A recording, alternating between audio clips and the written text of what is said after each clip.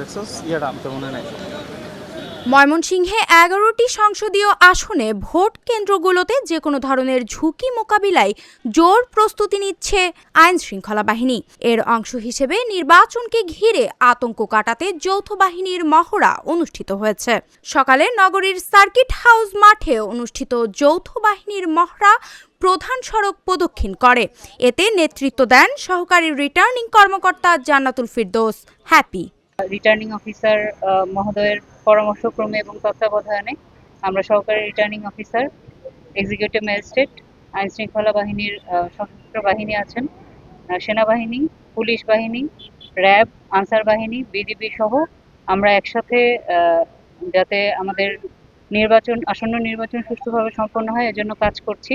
আপনারা অবগত আছেন আমরা আমাদের ভোট কেন্দ্রগুলোকে সিসি ক্যামেরার আওতায় আনতে সক্ষম হয়েছি। এটা আমাদের জন্য একটা বড় চ্যালেঞ্জ ছিল এবং এটার মাধ্যমে আমরা নিরাপত্তা নিশ্চিত করতে চাই। পাশাপাশি আমরা বিভিন্ন সময়ে সড়ক টহলের আয়োজন করেছি।